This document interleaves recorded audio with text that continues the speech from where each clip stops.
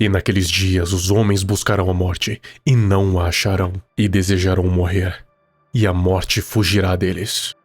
Olá, amante do terror. Sempre que eu ouço falar de apocalipse, vem na minha cabeça aquela imagem de destruição em massa. Cada um tem a sua própria ideia, seja de acordo com aqueles que leem a Bíblia, seja de acordo com o que elas mesmas acham que vai ser. Mas eu tenho absoluta certeza que todo mundo pensa em algo terrível. E muitos dizem que o apocalipse é a prova de que Deus criou horrores além da nossa compreensão. E é nesse dia que a gente realmente vai saber o que nos aguarda. Até lá, é viver as nossas próprias vidas. Mas falando sobre horrores além da nossa compreensão, eu me deparei com um vídeo bastante interessante, e que tinha exatamente o mesmo nome, só que em inglês: God Made Horrors Beyond Your Comprehension. E é claro que eu fiquei curioso. Eu e mais 1,4 milhões de pessoas. Uau! E é justamente sobre esse vídeo que a gente vai abordar aqui.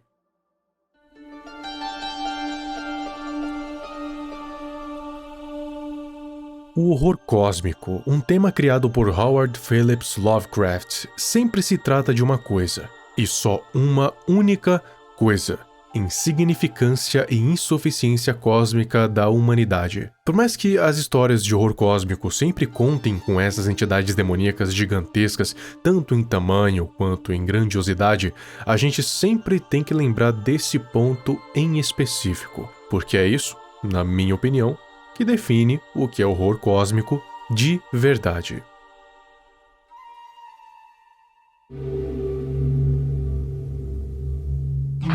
Agora, olha para o céu. Quando você olha para lá, imaginando toda a vastidão que nos rodeia, você se sente pequeno. Essa sensação faz sentido, considerando que a gente, em comparação, é menos que poeira cósmica. E em um mundo onde criaturas com poderes divinos e em patamares superiores existem, essa sensação só fica cada vez maior e a nossa importância cada vez menor. A gente, como seres humanos, tendemos a nos colocar no patamar mais acima do que a gente realmente está. Alguns dizem que, por todo o universo, somos o único vestígio de vida que existe, porque as condições que fizeram ela existir aqui na Terra foram muito específicas, e é por isso que bilhões acreditam a existência da vida a Deus, ou dependendo da cultura ou da religião, outras divindades. Mas a gente tende a buscar explicação naquilo que a gente não entende, como o início da vida, por exemplo. Ou então, como vai ser o fim, porque a gente não suporta uma coisa: o desconhecido. O desconhecido é o medo primordial da humanidade. E eu não sei quantas vezes eu já falei disso aqui, mas nunca vai deixar de ser um conceito pra lá de interessante. O desconhecido é uma coisa que assombra a gente, e o horror cósmico sabe muito bem disso. Porque explora a nossa capacidade de compreender o que está acima da gente, ou então o que está na frente, o futuro, o que vem a seguir. Porque o futuro é uma coisa que a gente não pode prever. E se não podemos prever, não podemos evitar, e nem controlar. O desconhecido é um horror além da nossa compreensão. Não entendemos, logo tememos. E esse vídeo, God Made Horrors Beyond Our Comprehension, passa bem essa mensagem através de um poema. Eu viajei, andei muito além do ponto de parada, onde não tinha mais retorno para as pessoas que conheci. Pessoas que eu conheci. Eu vi o mundo esquecer, onde a grama desiste de crescer, e eu sabia que eu nunca faria outra jornada para casa. Naquela planície carnuda, abaixo do afloramento rochoso final, esticou o vasto e vazio deserto da coisa faminta e sangrando, abrangindo a terra até o horizonte, consumindo tudo.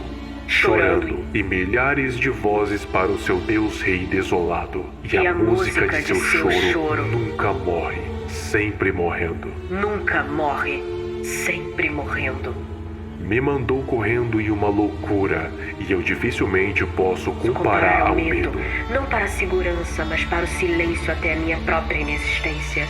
Não para a insegurança, mas para o silêncio até a minha própria inexistência. E ainda agora, ao acordar, uma vez mais o som eu escuto. Eu anseio para provar a fruta da terra. Eu anseio por água acabar com a minha sede inacabável. Minha sede inacabável.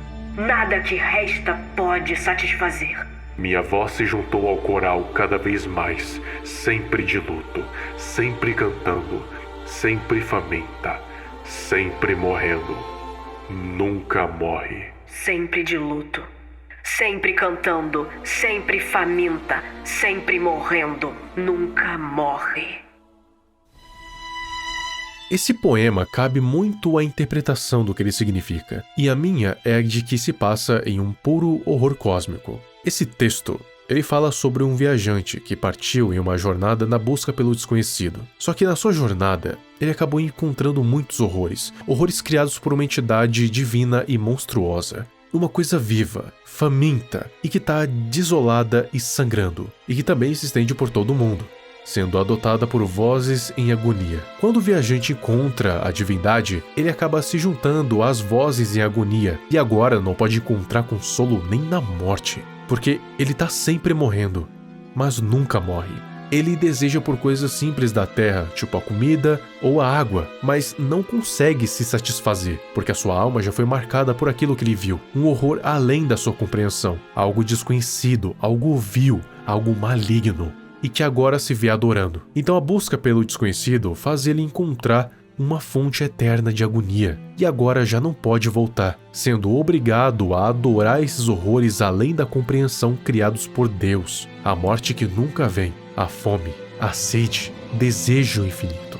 Mas está claro que isso é uma metáfora para alguma outra coisa. O que poderia ser? Bom, se fosse para interpretar, seria algo como: a nossa busca pelo senso absoluto pode levar a nossa mente para lugares que a gente nem imagina. Às vezes, conhecimento demais pode acabar se tornando uma maldição. Lovecraft, em seus livros, descreve isso muito bem, com pessoas normais tendo contato com o conhecimento que apenas deuses têm e acabando enlouquecendo por causa que a mente humana não foi feita para isso. Às vezes, o mundo deixa de fazer sentido. Outras vezes, ele faz sentido demais.